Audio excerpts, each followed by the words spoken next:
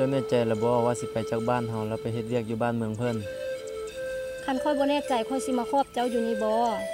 ค่อยว่าอยู่บ้านเมืองเฮาก็ดีแล้วบ่มีไผมาคุมไผก็ย้อนจังคิดแบบนี้แหละเจ้าจังบ่ทันบ้านทันเมืองเพิ่นจักเทื่อน่ะความหมายที่ค่อยว่าน่ะอยู่บ้านเมืองเฮายามเฮ็ดนาก็เฮ็ดนายามเฮ็ดสวนก็เฮ็ดสวนบ่มีไผมาคุมเฮาเจ้าก็แนวนี้แหละเชิญเจ้าอยู่กับวิถีชีวิตของเจ้าไปโลดทุกมื้อนี้เฮาต้องหมุนไปตามโลกบ่แม่นสิให้โลกหมุนไปตามเฮาบัวค่อยเปลี่ยนจากคำห่วงใยของเจ้ามาเป็นคำอวยพรคือสิดีก่อนได้ค่อยว่าข้าซ้อมขอให้เจ้าเดินทางด้วยความปลอดภัยโชคดีตลอดทางเด้อโดยสันเจ้าอยู่ทางนี้ก็ขอให้เจ้ามีความสุขเด้อบัดค่อยกลับมาค่อยสิซื้อเบ็ดแบบเขาเจ้ารุ่นเขาเจ้าแกงนะมาฝากเด้ออย่าลืมจงหมักบัวไว้ให้ค่อยกินเด้อโครงการพี่น้องค่อยสิมากินนะเจ้า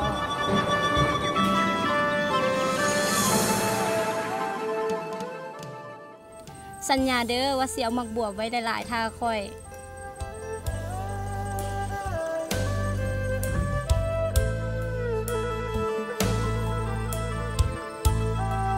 สิไปแล้วได้บัดนี้นะยันบ่ทันรถค่อยไปกันเด้อ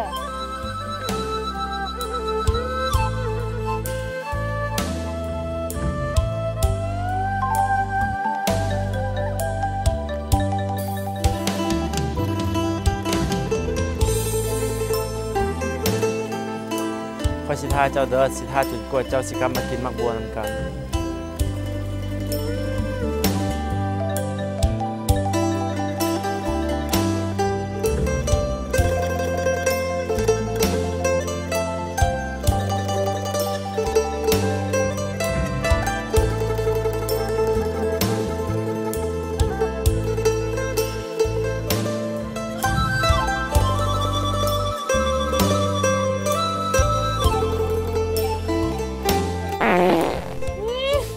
พุกสมควร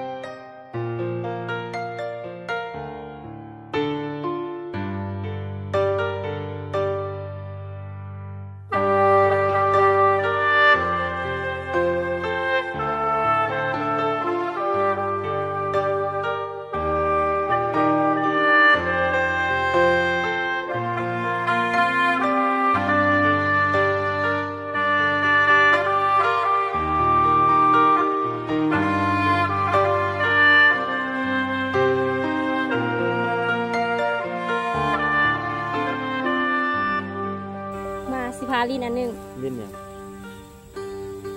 นี่สมัยค่อยลินแต่ยังน้อยถ้าของเจ้าขาดก่อนแปลว่าค่อยชนะมาลินกัน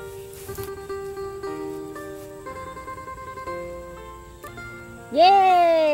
ค่อยชนะเห็นบอมาลินอีก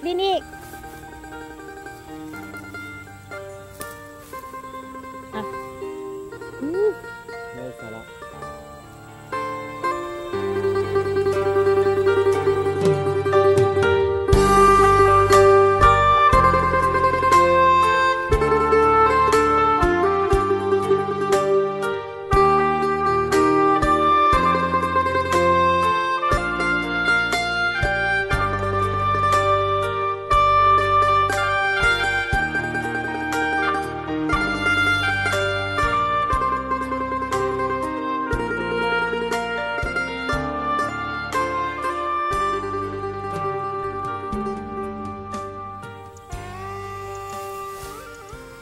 บัวคนจะไปหาเจ้า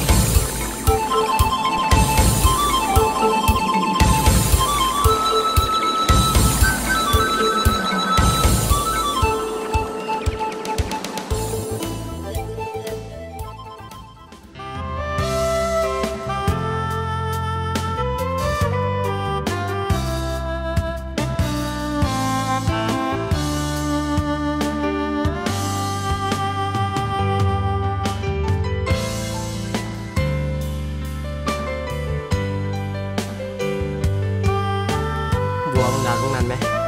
งามคือเจ้าเลย ไอ้มีก็ว่าไปย่องลงตลอดเนาะย่องแบบนี้ก็เขินก็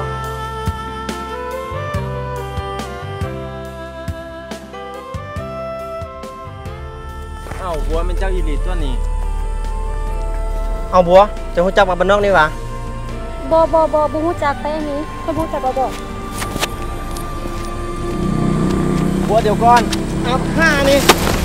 เอาไอ้มีบ่ต้องไปยุ่งกับเราแล้วก็แล้วไป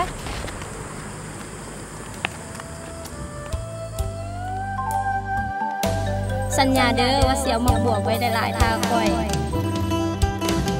ส่งการกันหน้าสิมากินน้ำ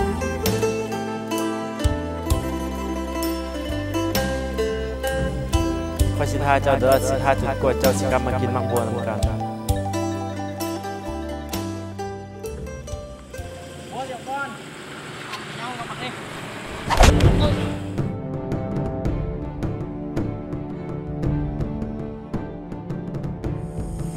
บัวข้อยเฮ็ดตามสัญญาที่ให้ไว้กับเจ้า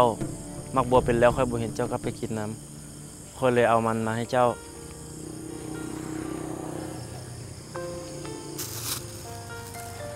เจ้าจงรับเอามักบัวนิสาค่อยสิได้ไป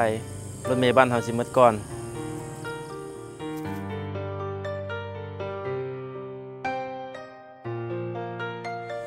สัง คนเฮาต้องหมุนไปตามโลกบ่แม่นโลกหมุนไปตามเฮา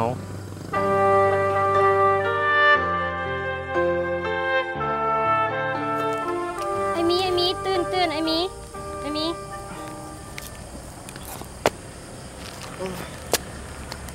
โอนฟันให้อีกแล้วอันนี้นะฟันมาต้องขานตุกทับหัว ไป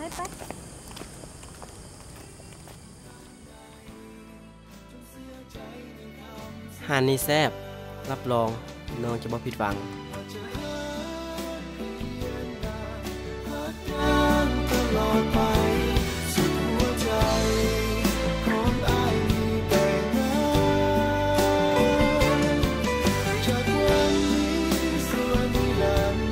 บัวน้องอยากกินหยังอ้ายเสื้อให้หมด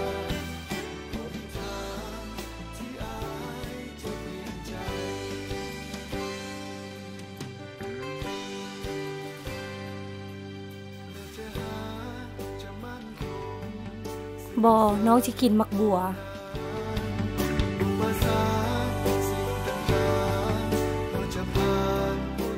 บัวอ้ายเข้าใจแล้ว ตามมาฮักเจ้าขึ้นมาไหมเฮ็ดตามหัวใจตัวเองเลยอ้ายเห็นคนที่อ้ายฮักมีความสุขอ้ายก็ดีใจแล้ว ไอ้มี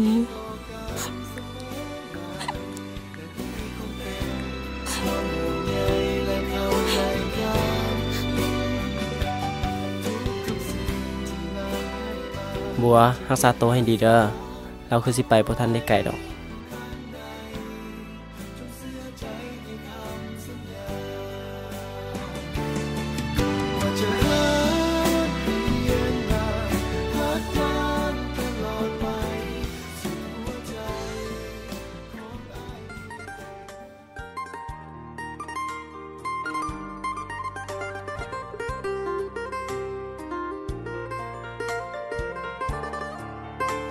สังค่อยขอโทษ